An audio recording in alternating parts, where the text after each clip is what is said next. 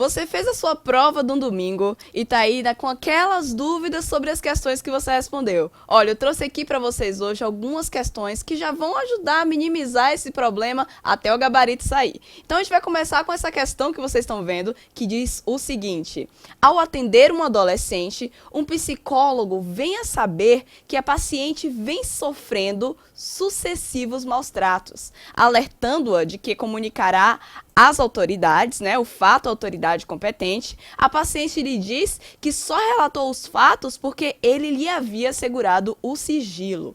Nessas circunstâncias, de acordo com o Código de Ética, o psicólogo deverá. Então aqui a gente tem algumas opções, mas antes preste atenção que essa questão te dá algumas dicas assim, e a principal dela é essa aqui, ó, a palavra sigilo. É isso que você deve prestar atenção, porque uma vez que você tem esse estímulo, você já sabe lá dentro do Código de Ética quais são os artigos relevantes. Mas vamos dar uma olhadinha aqui nas opções que eles deixaram pra gente. A primeira diz o seguinte: resolver o dilema ético sob a perspectiva do menor prejuízo. A letra B já fala que você deve convencer a adolescente a fazer ela mesma a denúncia. E na letra C, honrar a palavra empenhada e manter sigilo sobre os fatos. A letra D já fala que você deve fazer a denúncia de maus tratos ao conselho tutelar. E na letra E, passar a informação para outro colega fazer a denúncia. E aí, nesse momento, tem muitas alternativas aqui que você pode pensar que fazem sentido. E realmente fazem sentido. Mas o que é que eu falo para você sempre? Para lembrar o que é que tem no Código de Ética. Porque é exatamente isso que essa questão está perguntando para você. Está perguntando para você que, de acordo com o Código de Ética, o que é que o psicólogo deverá fazer. E de acordo com aqueles artigos que tem lá no Código de Ética, que versam sobre o sigilo, o psicólogo ele deve sempre resolver na perspectiva do menor prejuízo. E essa é a resposta certa que você está procurando, porque é a resposta que está expressa lá no Código de Ética. A gente vai fazer mais uma questão agora. Essa questão ela já vai mais para o lado do psicodiagnóstico. Vamos ver o que está dizendo. A obra Processo Psicodiagnósticos e as Técnicas Projetivas, que é uma obra de Ocampo, recomenda iniciar o processo de psicodiagnóstico por uma entrevista, e aí nós vamos agora ver alguns tipos de entrevista. Temos aqui 5 opções diferentes, mas antes de ir para essas opções, eu quero que você pense que tipo de entrevista a gente inicia, né? A gente sabe que é a entrevista inicial, mas ela é caracterizada de uma maneira logo no início dos capítulos lá, que fala sobre entrevista inicial dessa obra que foi citada. A letra A diz que é uma entrevista dirigida, e nesse sentido, nos moldes da anamnese, de modo a coletar os dados mais relevantes do histórico e da demanda. A letra B já fala que é uma entrevista inicialmente diretiva, para apresentação mútua e de enquadramento, para então passar para a entrevista livre. A letra D já fala que deve ser uma entrevista interventiva, que favoreça a elaboração e, possivelmente, um insight diante das questões mais relevantes trazidas pelo sujeito. Na letra D, já vai falando que tem que ser uma entrevista totalmente livre, que permita ao sujeito revelar sua visão da situação atual e expressar a sua ansiedade diante da situação. Na letra E, a gente já fala sobre a entrevista que deve ser informal. E nesse sentido, tem que deixar que o sujeito se sinta à vontade para escolher sobre o que falar sem se sentir ameaçado.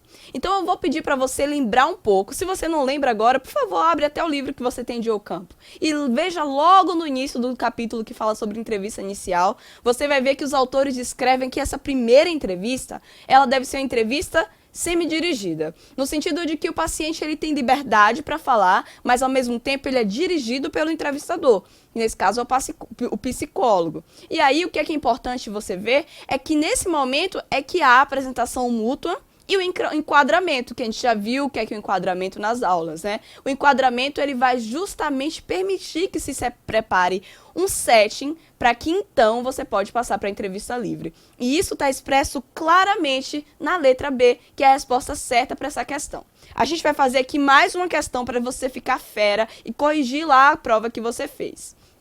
Essa questão já fala sobre um outro autor, o José Blecher, e fala assim: destaca que não há a possibilidade de uma entrevista correta e frutífera se não incluir a investigação.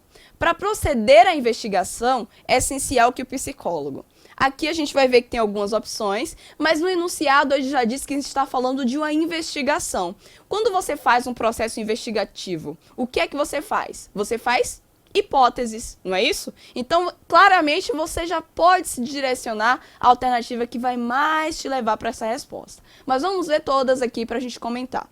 Na letra A, diz que você deve manter o foco nas informações objetivas que o entrevistado fornece, de modo a afastar potenciais equívocos decorrentes da visão subjetiva do entrevistador na situação. No entrevistado nessa situação. Nesse caso aqui, você pode até pensar, se você estiver falando de investigação científica, nos modos rígidos, você pode até se sentir compelido a ver que talvez essa possa ser a resposta certa, mas pense no entorno e no contexto que o livro, que a obra desse autor, ele lida com a entrevista. E essa aqui não é a resposta certa se você pensar sobre isso, porque justamente essa visão subjetiva do entrevistado é o que enriquece o processo de entrevista.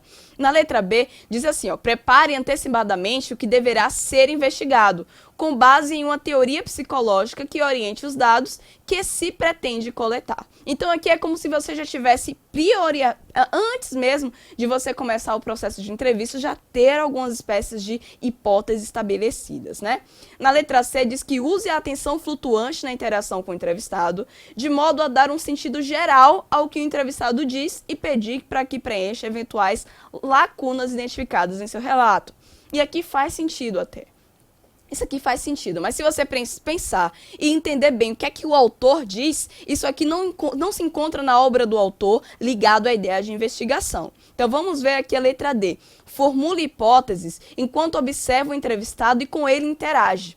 E as verifique e retifique, se necessário, no mesmo momento em que as levanta durante a entrevista. E aqui faz muito sentido de acordo com o que é estabelecido pelo autor nas trocas de relações que ocorrem no processo de entrevista. Então a resposta certa, eu já vou adiantar para vocês aí, que é a letra D. A gente deve formular hipóteses durante todo o processo de entrevista e nesse momento a gente pode retificar e, no caso, até ratificar mesmo as hipóteses que a gente estabeleceu durante todo o processo. A letra E, só para a gente ficar de consciência limpa, diz o seguinte: mantenha-se totalmente centrado na conduta e nas palavras do paciente, deixando o levantamento de hipóteses investigativas para o final do processo. E como a gente já viu, as hipóteses devem ser estabelecidas no processo. Se você tiver dúvida disso, é só dar uma olhadinha no capítulo que fala sobre entrevista da obra Temas em Psicologia. Agora a gente vai fazer essa última questão só para encerrar aqui esse módulozinho de questões comentadas da prova que vocês fizeram, que diz o seguinte: ao realizar entrevistas psicológicas com diferentes membros de uma família, uma psicóloga constata alta frequência de contradições e divergências entre os dados fornecidos pelos entrevistados. Nessa situação, a psicóloga deve... Olha só, a gente tem aqui uma constante frequência de contradições e divergências. E isso aqui, apesar de não estar claramente citado, também se trata da obra que a gente acabou de falar, que é do autor José Bléger. Então vamos ver o que é que está dizendo aqui nas opções.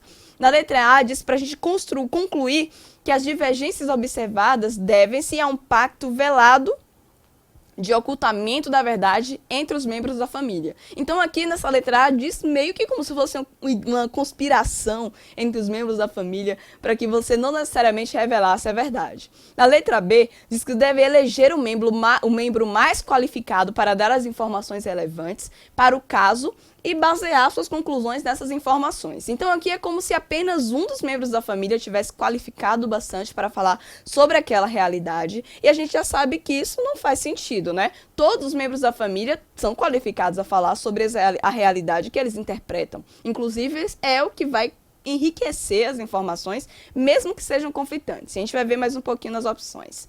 Na letra C, ponderar que os dados mostram como cada um dos membros da família se organiza numa mesma realidade. Isso aqui faz muito sentido, mas vamos ver as outras opções. Na letra D, diz que realizar uma entrevista com a família toda para confrontar as versões e decidir qual membro da família apresenta a versão mais realista. Isso aqui é similar a essa anterior, que é como se a gente qualificasse o membro que tivesse mais condições de falar sobre uma realidade do que o outro, considerando que todo mundo tem as subjetividades e que todas elas contam no processo de investigação, né? O processo de entrevista. A letra E diz que diagnosticar que a família apresenta uma A organização frouxa, o que confere pouca credibilidade aos relatos individuais. E mais uma vez a gente cai na ideia de que traz aquela ideia de que você não necessariamente deve levar em consideração os relatos das pessoas, mas se você pensar, ela é a sua fonte mais importante de informações. Então a resposta certa aqui é a letra C, que diz que aquelas pessoas, apesar de terem relatos conflitantes que já são dados para você, é como elas interpretam a realidade em que estão. Então aqui a resposta mais correta, de acordo com o que foi estabelecido no enunciado, é a letra C. E eu espero que você tenha acertado essas questões lá na sua prova e fique ligado porque a gente vai vir com muito mais vídeos tratando dessas questões para vocês. Tchauzinho!